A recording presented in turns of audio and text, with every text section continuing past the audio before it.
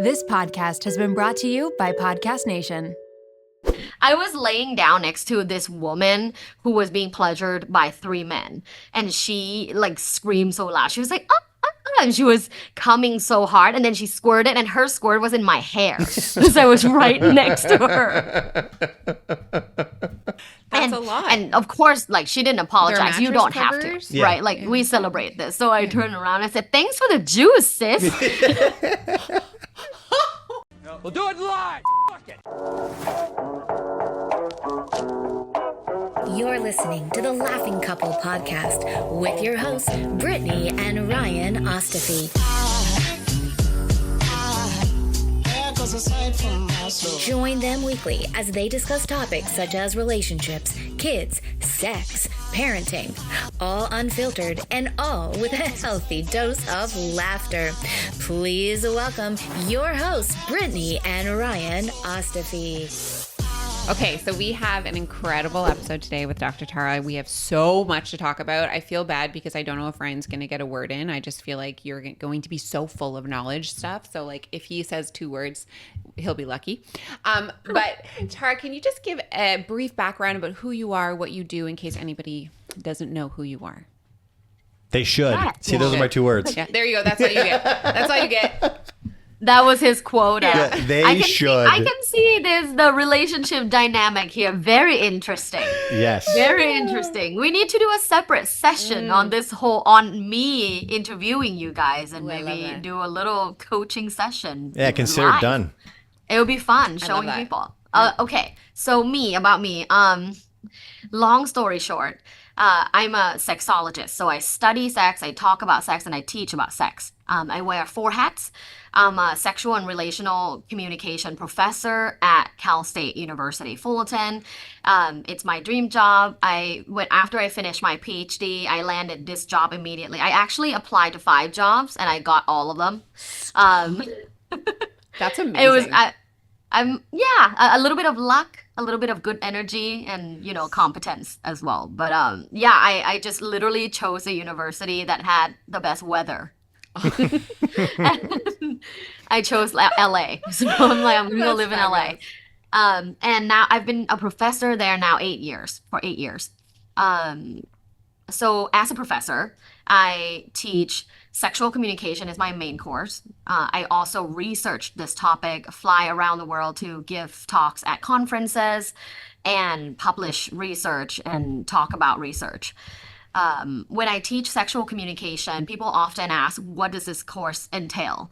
It starts from the very beginning of like your sexual life. So your sexual debut, which is actually a term we use for instead of losing your virginity, because losing your virginity has such negative connotation. You're not losing anything, and there really isn't quote unquote virginity, right? It's a social construct that people weigh heavily on, like, oh my gosh, you have to be a virgin, then you get married, and then you have sex. So it's just, there's a lot of negative connotation, but in academia we call it sexual debut. I love with that. jazz hands. Yay! This is the best couple ever. You guys knew to do that at the same time. We actually just were like, what could she possibly say? So then we just practiced a bunch of things. We were in the So mirror this thankfully that whole was one of morning. them. There's a couple of roller coaster rides. Yeah, we got it all. We're ready. I love sexual debut. It reminds me of what's that called when you're like 16 and you like what is that called? There's like an actual thing for A that. bar It's mitzvah? like no, but it's like a ball, and then it's like you're into society. Like that's what it reminds me Quinceañera? of. Maybe, yeah. There is like something I don't even know, but I love. Oh, a sexual- debutante. Yes, but for sex. Yeah. But for sex. Yeah. Imagine love throwing that. Debutante. a debutante debut for sex. Yeah. Love that. Yeah, it's We like won't be less doing that with Riley. corsets, more orgasms. Yes. Yes.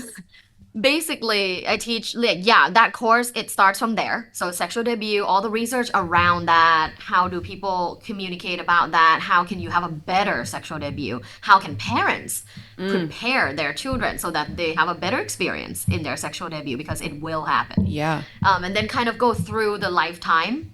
So, the relationship development processes, sexual well-being as a young adult. I teach about communication before sex, during sex, and after sex.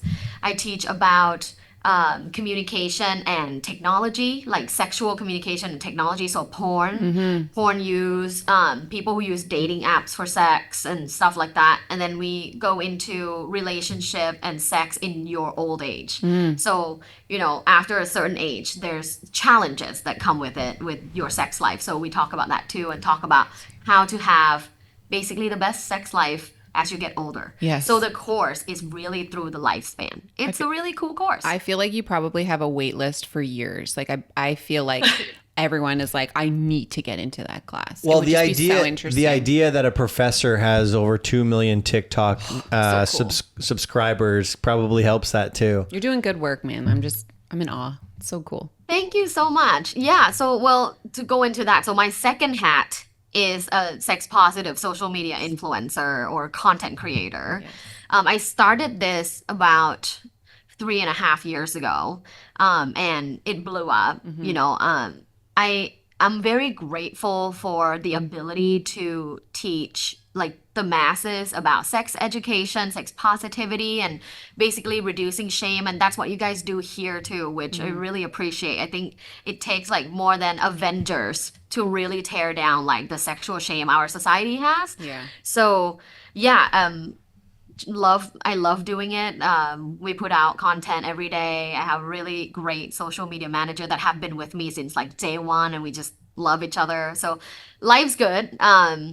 My third hat is for a media personality. So I go on TV, news segments, and like I told you guys earlier, I'm on this reality TV show called Celebs Go Dating.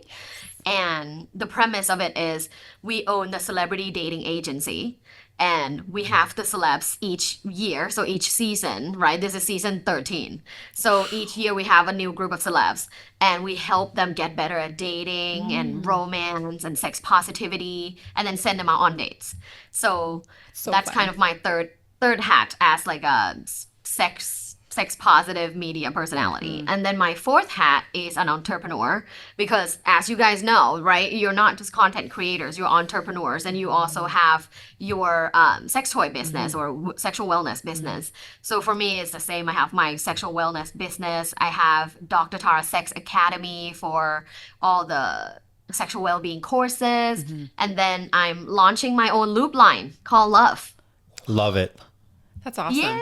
Gosh. So that's my whole thing in a nutshell. So you're adding another hat is what you're saying. Now you have 5 hats. Yeah, now but the entrepreneurial hat could have 17 true. Different hats, so right? True. So you right. Yeah, that's like so everything, true. right? Sales, marketing, legal. Also, you have a podcast, which I feel like is its own hat on its own. Maybe it's a visor. It is a half a hat. I would say like I absolutely love my podcast. I think as a podcast host, I kind of put it together with like the social media content creator, because sure. As a podcast host, you also have your social media to help funnel people into your podcast. And I love my podcast. It's Love Bites by Dr. Tara for those of you that are listening to this podcast, and it's all about sexual exploration. So good. Actually, I was looking at some of the episodes recently, and I wanted to quickly pick your brain about some of them. So one of the episodes I looked at was you said there are top 10 sex myths. Do you could you, I guess, maybe give us a few examples of your quote unquote favorite ones to kind of debunk? Because I'd love for people to go listen to that full episode, but maybe just like a few little breadcrumbs here and there. Oh, yeah, I would love that. The first sex myth that I'd love to talk about is that men should always initiate sex. And this is a myth. Like, of course, as women who embrace their femininity, they sometimes enjoy men taking the lead, taking the charge, and initiating sex. It makes us feel desirable, sexy, all the good things, right? But at the same time, it is a limiting belief to always wait for your male partner to initiate sex, right? It's a limiting belief, and also a myth because lots of women initiate sex. I know for a fact I do. A lot of my female friends do. And even in the dating scene, not even in long-term relationships, in dating scenes, there are women that go for the first kiss, that ask, do you want to come back to my apartment? Yeah. And I want to unshame the situation, and for those people that it's okay. It's okay if you are horny. It's okay. You know, Sabrina Carpenter has been so good at like sharing her horny verses. I love her. I do too. And, it's so yeah, good. like we're girls and we're horny, man. Yes, like I love it. sometimes we want to have sex and we want to initiate, and I think it's a myth that women should always wait for men to initiate sex. Yeah. Well, you said something, Tara, about feeling wanted, needed, desired. The idea that men don't want that is a myth in itself. Ridiculous. I can tell you for a fact, I like to be needed, wanted, and desired. And if my wife initiates that, I'm doing a good job. Yeah. Life is good. Yeah. I I feel like also there might be, I might just be looking into this, but I also feel like there's like a correlation between like societies embracing women to say like, you are okay to kind of be the instigator or the offensive person, because really back in the day it was only males who would be like, let me court you, let me do all of this, where like I feel like as a society we've kind of given this power to women in the last decade to say like, please take what you would like and it's okay. You know what I mean? It's not like you're coming across as this like dominatrix. You're like, no, I'm a human being and this is what I would like. And if you were a dominatrix, that's cool too. Absolutely. If you're into that, there's a podcast episode about that. Oh, I mean, is that what you guys are into? Do you guys play a little BDSM? We haven't, but that is not an avenue that we have partaken in yet. But we definitely have talked about the like idea of it on like in terms of TEM, because it's a whole world out there and it's very interesting. I don't want to get off topic, but you have another episode that talks about childhood trauma and the correlation between. So I'd love to get into that after, because it's a very interesting topic. But sorry, okay, number 1, men do not always have to instigate sex. Debunked. Yes. Number 2. Debunked. Yes.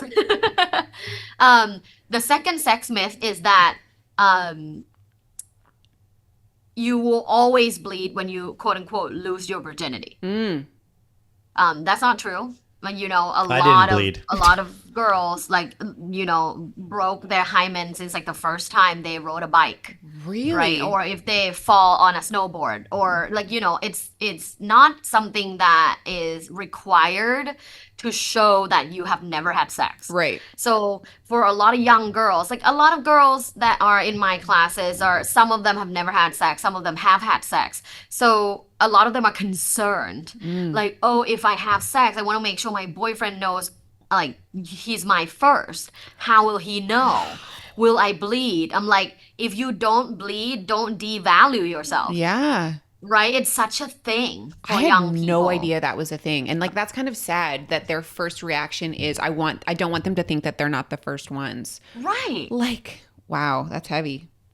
It's really heavy. It's a lot. Yeah. And, you know, even though with Gen Zs and the younger generation, even though there's a lot of information, more sex positivity, sexual shame is so deep. I know. I think it's going to take another like 20 years I agree.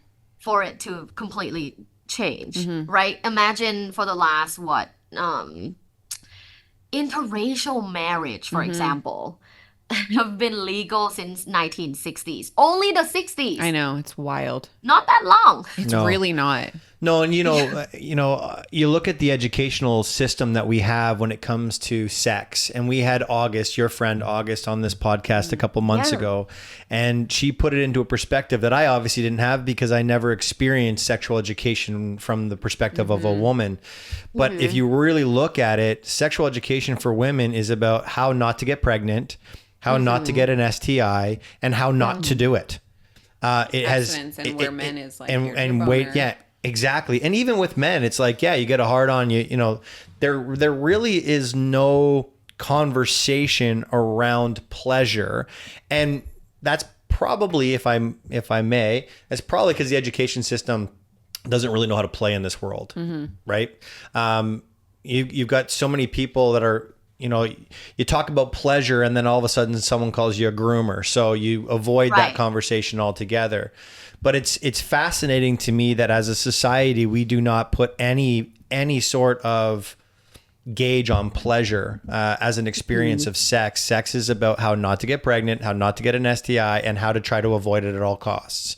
And so if you're a kid and you're a child and you're looking at sex and jumping into sex, of course you would think that your desires are not proper. The education system's telling you that it's not. So I love that you're doing this. Sorry, I just had to jump into there for a second because I needed my You're 2 already words. at your quota. Myth number 3. Maybe we are into dominatrix, Brittany. I'm just kidding. Holy. I'm just kidding. Okay, I'm she just gives kidding. off mad dominatrix vibes. So I think you guys should I totally feel like I would try look it. really good in pleather. So like You I would would be look like, really okay. good in pleather. Can I tell you something really quickly? Because I went to your seminar. I went to your seminar in California. It was wonderful. You did the live podcast, Afternoon Delight, with 4 experts that were phenomenal.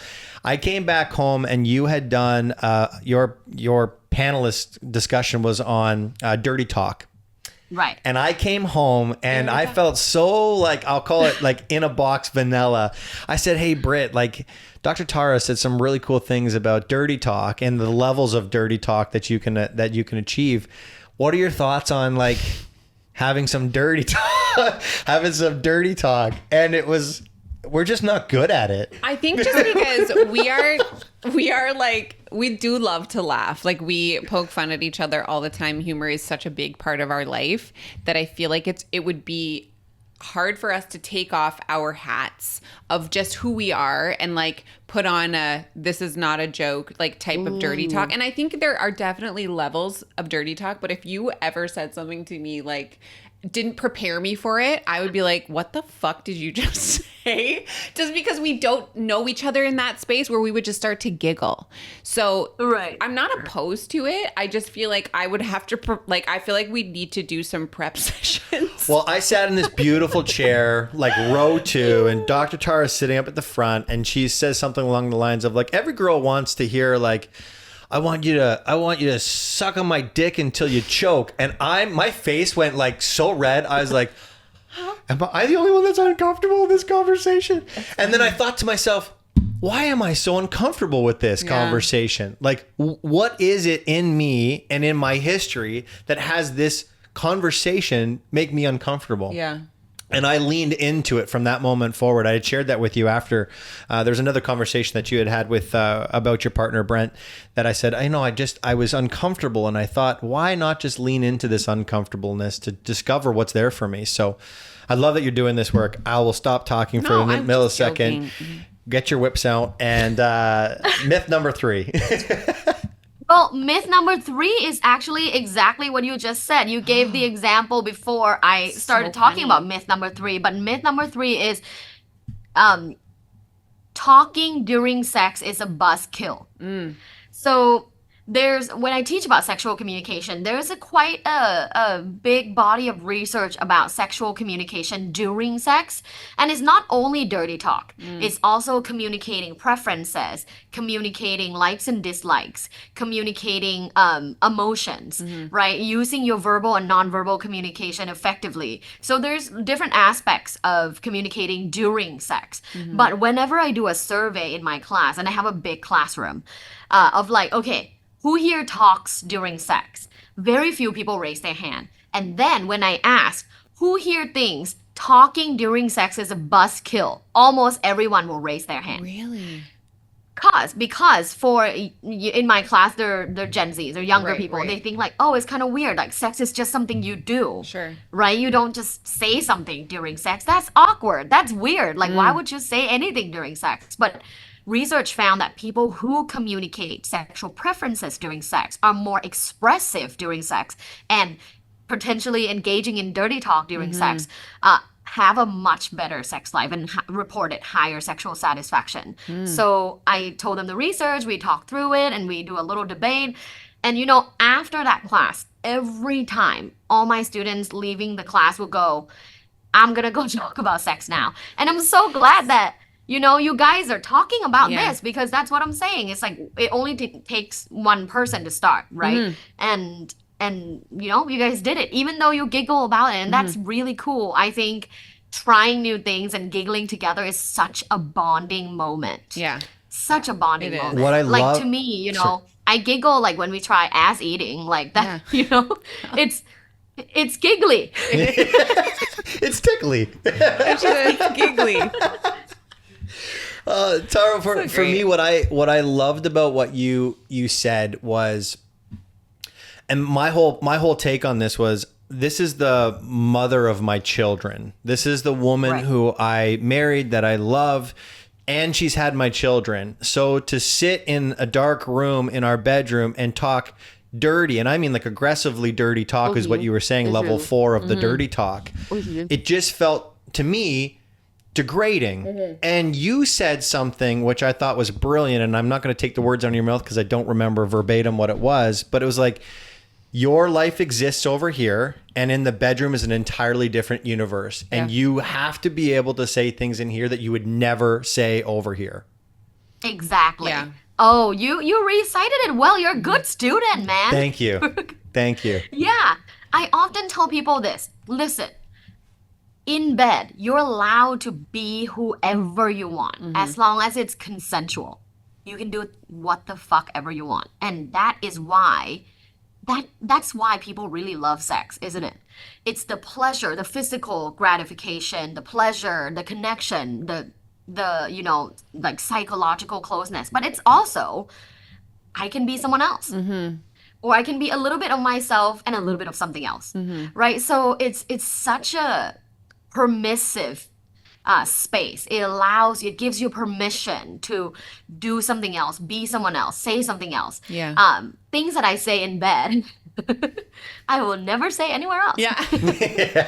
Actually, we played that game one time where it's like things you could say at the dinner table, but could also be said in the bedroom. It's such a fun game. Where it's like, I'd like second helpings. Give me one. Oh my God. I don't know. We did one. My dad butchered it. He said, that cake tastes so good. It's going to make me come. It was I'm like, when did you say that at the dinner table? No one says that on a dinner table. Did not get that. I'm trying to think of one now. Did I screw that one up? I'm like blanking, but there were so many that could be used both in the bedroom and lick it off the spoon. Like, do you know what I mean? Like, they could both be dual purpose. Anyways, you got to research some of them. It's also a very fun game to play with a bunch of friends to be like, what could be used in the bedroom and also at the dinner table. Anyways, I know I got off track. The dirty talk thing. Okay, so I totally understand what you're saying with being able to put again, the hat analogy, a different hat on in the bedroom. I will say though, and I think this is probably true for a lot of women in particular with young kids. I think that when you become a mother, especially in the first few years, you struggle with your identity. And to think about not even knowing who you are when you're not in the bedroom, because you are also becoming a new person because you are now a mom. And then to think about, I can also be someone else is very overwhelming. And so I think I would say just, we are in a space right now where our kids are a bit older, 10 and 6, where it's a little bit more comfortable for me to be more exploratory in that space because I am no longer needed like I was needed when they were super young. So I just don't want to deter people because I know that would be hard. It's easier to say that, like put your hat on and be whoever you want. And you're still like, I don't even know who I am when I'm not in the bedroom. Do you know what I mean? I absolutely love that you just shared that. That's so important. And compassion for all new mothers is extremely important because I see a lot of narrative and, a lot of my followers are men and I see a lot of narrative of like, oh, my wife hasn't wanted to have sex with me. It's been almost a year since she gave birth. And we all as a society need to remind the significant other that childbirth is a huge event in the woman's life. It's a huge event and for some also highly traumatic. Right. So we need a lot of time to not only reconcile with the body, but also psychologically and sociologically, like identity. Right. Before you became a mother, you already had multiple identities. You're a daughter, a sister, a wife, a boss bitch at work, and all the things, right? But now, as a mother, that identity is, for a lot of people, they would say that overrides all other identities. Right. It's very important. It's the most important identity, right? That and wife. Some people, it's debatable. Some people say I'm a mother first, then a wife. Some people say I'm a wife first, then a mother. Right. However, I do think that there is there is a perspective here that perhaps we can kind of talk about and maybe even like walk through it. Yeah. So I work with quite a few new moms that have that experience lack of sexual self-esteem after they gave birth. And what I've learned is once you finally give yourself the permission to almost be I have this is not going to work for everybody, but I'm so excited to I use it with my clients. It's permission to be promiscuous, Okay. or permission to be a slut. And we talk about it and we giggle about it, and my client and I we connect on the fact that like she of course wants to have slutty sex, sweat, fun, get a lot of pleasure, come a lot, use a vibrator, use this, use that, right? Of course she wants that, but at the same time, like being a mother consumes her so much, and it's such a joy. It's exhausting, but also a joy. So when we finally help her change her perspective by every time before they have private time together, they actually do 5-minute naked sexual meditation holding hands. Wow. And that changes their whole energy. Energy is a huge part of sex. So that 5-minute changes their energy completely. And now she's giving herself permission to be a slut for 30 minutes. 30 minutes. And she... Wait, what do you mean? We're like 47 minutes. Right? What are you talking about? You don't need more than 10 minutes. I'm just kidding. No one that's needs so more than 10 interesting. minutes, but sometimes they give it 30. Yeah. But yeah, basically that 5-minute is recalibration. Yeah. And it didn't work the first time, did not work the second time. Kind of starting to feel the differences in the third time. By the time that we locked this in her diary, but by the 6th time they try, and they were trying this like once a week. By the 6th time she tried, and she felt like she completely felt like she gave in to just being taken care of, and he was going down on her and using a vibrator at the same time, and was fingering her and eating her butthole, like all the things. So giggly. And was just worshipping her, just giving Yeah. her pleasure. That Yeah. session there was no penetration. He did not get physical pleasure. He got a lot of psychological pleasure. But after that day, she told me that I now will never know what it's like to not do the 5-minute sexual meditation before sex. And it sounds radical, but after you do it for a while, it just becomes such a norm. Yeah. It's a norm for me. Yeah. And I do it every day. I think that's so important that you also said that it didn't work the first couple times. No, it did because not. like it can be very disheartening to be given advice on something and then people are like, well, it didn't work, so it's not for me, or like something's wrong with me. And like going back to the mother thing, like I think too, you need to be open to having your sex life look different in depending on what stage you're at. So like maybe you're early postpartum and maybe sex looks like, literally you're right before you're about to fall asleep, it's like a spoon sex and you just have that small little commitment and then goodbye. And then maybe in 3 or 4 years you've migrated to like, now we're dressing up, but it's okay that it looks different.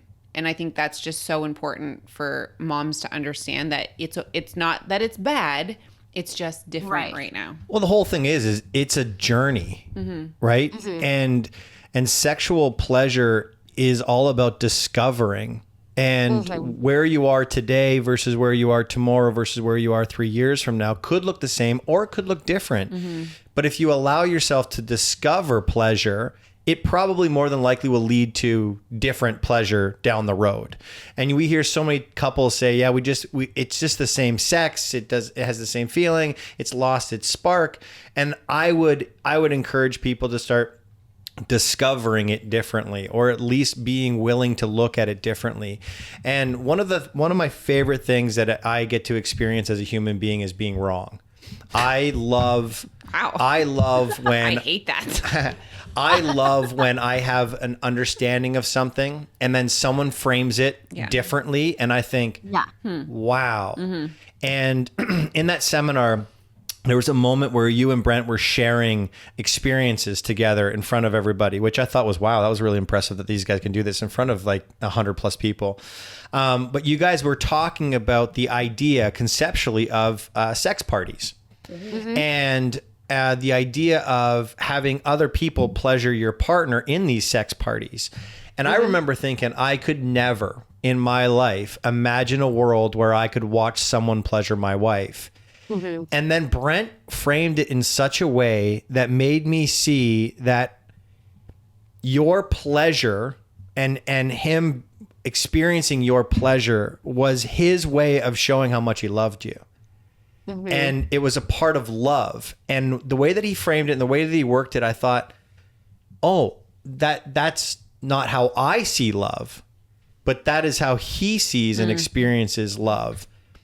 Who am I to say that this is the right or wrong way to do things? It may not work in our relationship today, but maybe it, and then what I ended up doing is I came home and I asked Brittany, what are your thoughts on this? Is this something that you've ever considered? Is this something that you've ever wanted to experience? And it just opened up this idea that my love for Brittany could also look like being there for her pleasure experience. And so I love that you guys did that, because I'm not saying that we've done sex parties since then or even had since that conversation. To be clear, that hasn't happened yet. My parents listen to this podcast. I have a question. Yes. How did that conversation go? He brought it up, and the thing with us is like we talk about sex all the time because of this podcast. So it didn't come out of nowhere for me. Like we often have these conversations, and we've talked about this before when we've talked about swinging and like open relationships, like on the podcast. We've had that discussion a couple times, and I think it comes down to, for me, we both have really good communication. We've worked on our communication. And so say down the road, we both decide that this is something that we would want to do. I said, I'm not there right now. However, I know us well enough to say that we need to have clear rules or boundaries, or, you know what I mean? Like, so that we can come out of this situation stronger and not break, because we've seen so many, not seen, like we don't know these people, but like because we are in this space, there's a lot of things that can go wrong after people explore those things. So it wasn't really an answer. It was just like, I'm not there right now. I'm not saying that we would never get there. Maybe we won't, but I know that if we ever did, we'd have to be so clear on our boundaries, because I love you so much, but you're very jealous. So I just like don't know. I could not see Ryan ever being open to that. You know what I mean? Yeah. For me, the biggest thing coming back from that was because Brittany sees me as a jealous individual, there's a limitation to her communication with me, right? For obvious reasons. She doesn't want to make me jealous or make me feel inferior in some capacity. And so I know that her listening of me has me as a jealous individual. And so what I wanted to do from that conversation was just create a space where she felt safe to say whatever it is that she wanted to experience. And that, I think, is what was the big breakthrough for us. Not that it resulted in any actionable steps, but it just created a space where there's a safety that exists that says, if this is a thought of yours, or you've had a dream of these or anything along those lines, let's talk through it. Like I'm not a yes, but I'm not a no, but let me know where you're at. Yeah. It's so interesting. Yeah. I love it. I think it's beautiful to even be able to have this conversation. A lot of people that are that follow me on Instagram or TikTok and my clients, a lot of people are not able to have this conversation at all. So just the fact that you're talking about it so openly, not even privately, like you're talking on a podcast, this is beautiful. Oh, nice. Also, when Brent and I started dating, he was also a no. Interesting. Yes. And then it became a maybe, and it became a yes. Yeah. So people change all the time, right? People evolve, change, life situations change. Right. Sometimes maybe when you're in abroad, right? Because sometimes like space also gives you anxiety. Like if you're home and if you're going to go to a sex party in your town, like your city, right? And you might meet like the people you're really close to or work with or whatever, that gives you anxiety. But like traveling makes you feel free. So, you know, when you're in like places that are so sexually free, like Amsterdam, Berlin, London. Maybe you're in Amsterdam, you're like, you know, two, 3 glasses of rosé in, and you're like, oh, let's stop by the sex club because now I feel free and ready to explore. So situations change, people change, and we all evolve. And I think that the beautiful thing is what you have is the ability to communicate. And it's the most important aspect of every single relationship. I did a 5,000 subject study on the most important variable in long-term sexual satisfaction. And this is from 5,000 people, right? This is not like a study of 10 people. Right. I found that the most important variable in long-term sexual satisfaction is sexual communication. And I know that as sex experts, we all talk about it. I don't know how many people actually, you know, do what they preach, but we all talk about it as very important. And I think the reason why I brought my husband up on stage that day at the seminar was to show people how we do it. Right. And not just to say, do it. Right. There's a difference between telling preaching, you should do this versus let me show you how I do it. So it's really cool because for me and Brent, we have talked through so many different scenarios and so many relationship types. And, you know, I know for a fact that I don't have time and resources to be in a fully open relationship or a polyamorous relationship. Cannot do it because I love all the hats that I wear, as I described earlier. And all of those is like, you know, 70% of my time. Right. So the 30% I want to give to my husband. And he felt the same way that we started off dating as monogamous. And he felt the same way, like he does not have interest in taking care. The way he said it was, I can't take care of another woman. You're very high maintenance. And I spend, you know, 50% of the time painting, 50% of the time taking care of you. Right. So there's no room for romantically having another person. And we both agreed on that. And it was a refreshing conversation to have because, you know, like, I don't know, I could be open to if he was like, oh, I would love to add this person to the relationship, but I don't know. We have never done it. So where we landed is that we're in a monogamish relationship. Monogamish. That is so funny. Monogamish. That's very Dutch it's of you. 99% monogamous. You've been It's spending just a lot of time in Amsterdam. Yeah. Well, yeah. Oh, that's a keeper. The mish is often in places that we can be free, but it's monogamish, so it's 99% monogamous. The day-to-day is very much the same as other people's traditional life. Yeah. But the ish part comes when we feel like it and we communicate about it, right? We bring it up. So last night we went to a sex party. Just last night, so I'm still... It's fresh. Still breathing through it. That's why I'm so energetic. We went to a sex party last night and we had a quick conversation about, because we've had lots of conversation about this already. We know how to behave at these things, but just for a refresher, right? I was like, okay, for this one, are you down to play with other people? Are you down for like touch? Or just, like a hand job, or what are you down for, what are you not down for? And he's like, this one, like, I'm open to some type of touch, but let's see who's there. And let's see if we vibe with anyone at all in a deeper, more kind of energetic, spiritual level. He's very spiritual. So, when we were there, we felt the collective energy because there was like an orgy going on. There were many rooms. There were like 4 big rooms and a party in the middle, like just dance floor and party. Like if you ever want to go, you never have to have sex with anyone, not even with your partner. You can just go and dance. It's like a regular club. I did not know that. And if you're interested, you go into one of those rooms. Then people are having sex. So it's very cool. There is space, a loving space for everybody. You just want to be there, dress up sexy in your lingerie and dance on the dance floor with your husband and get a drink. Cool. you want to kind of walk around and go watch how other people love to exhibit themselves, right? Because a lot of sex party goers are exhibitionists. Like they love people watching them. So you can go walk in and kind of watch the orgy, watch people having sex, or you can go eat ramen in the back and smoke a cigarette in the patio. You can do The spectrum whatever is you so want. wide.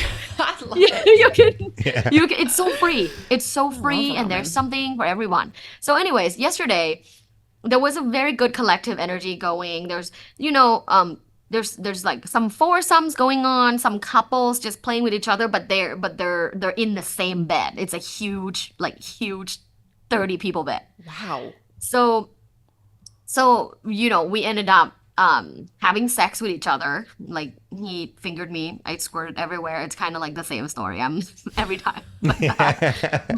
But people were watching, and we kind of like it. It was hot, right? So we had sex in a traditional sense only with each other last night, but we were in that bed with like 25 other people all having sex and coming. And it was a beautiful experience. It was a beautiful, fun, liberating experience, because the cool thing is all these women were like coming, and it wasn't all about women. Right. All these women were coming and laughing, and we're all high-fiving each other. I was laying down next to this woman who was being pleasured by 3 men, and she like screamed so loud. She was like, and she was coming so hard, and then she squirted, and her squirt was in my hair because I was right next to her. Oh my God. That's a lot. And of course, like, she didn't apologize. You don't mattress have covers? to, right? Like, we celebrate this. So I turned around and said, "Thanks for the juice, sis." Oh my gosh. This is the most interesting story I've ever heard in that my was life. last night. And then I came home and ate ramen. Just your typical Thursday. God, I love this. This is so refreshing. So refreshing. Tara, you said fun. something that I thought was magical. When you first got on stage, you said that when you deal with couples, your interest and your goal is to help them move the needle 1%. Yeah. What you just talked about was 100%. And I love that. I love that for you. I love that for Brent. I love that your relationship has gotten to that. But can we talk just really quickly about the importance of 1%? 1% is extremely important. I think we are exposed to porn since young age. Like, a lot of us watch porn since we were teenagers or young adults in our early 20s, and we watch movies, and sex is always so explosive and passionate and hot and fun, and everyone's so attractive, and no one farts during sex. Like, sex is so perfect in the media and in porn. Yeah. But in real life, as we all know and everyone listening know, it's not perfect. And sometimes it's just okay. And sometimes you don't come, but sometimes you come many times. So it just depends. So for me, what I encourage people to do is doing a sexy check-in every month, asking your partner, how was our sex life last month for you? From 1 to 10. And whatever their score is, the next question would be, what can we do individually and together to improve that by 1 point?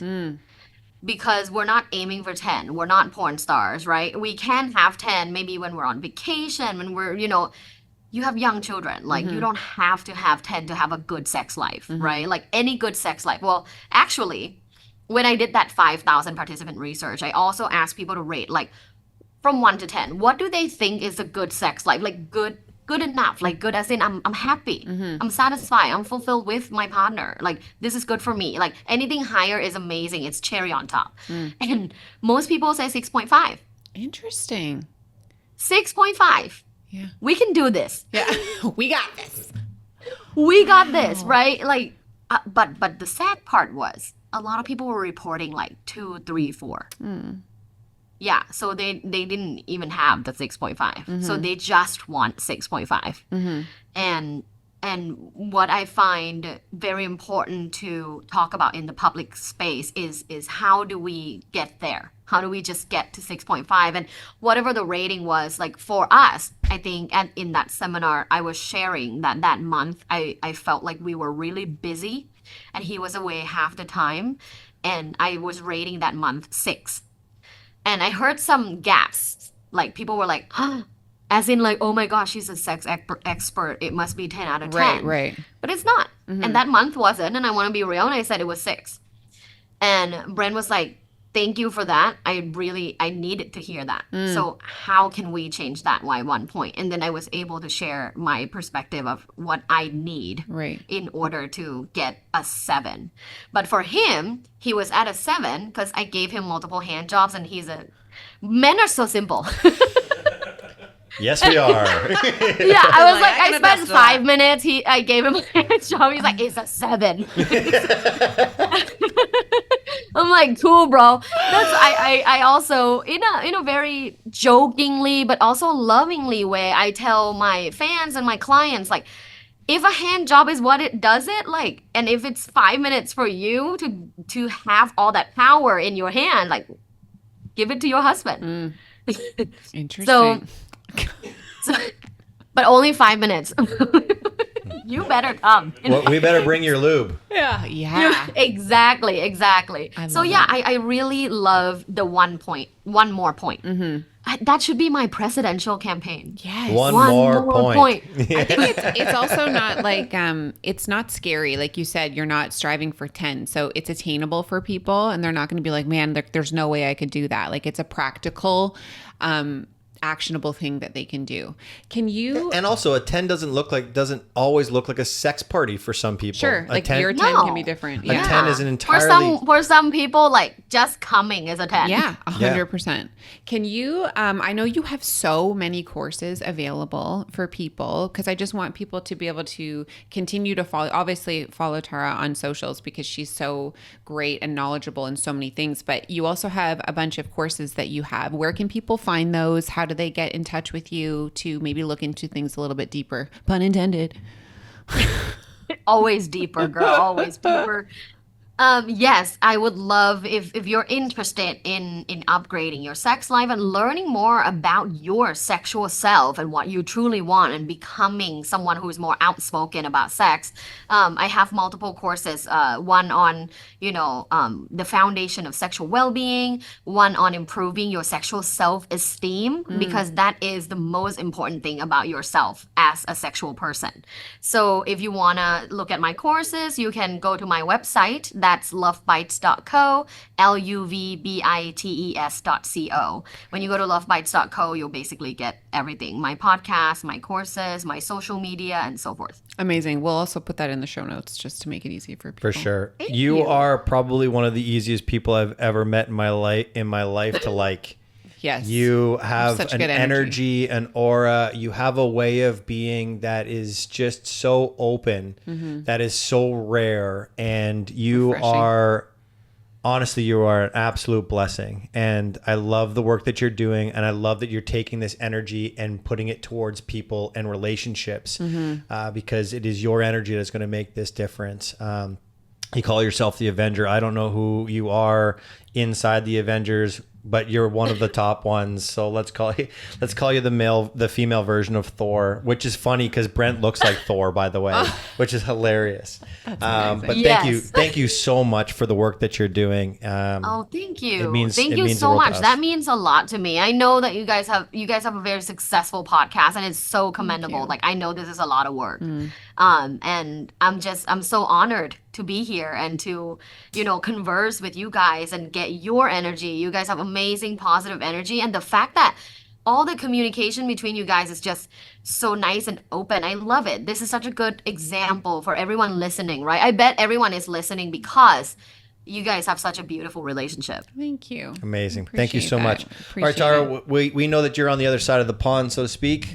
So we will let you get back to the world that you're living in. Thank you so much for everything.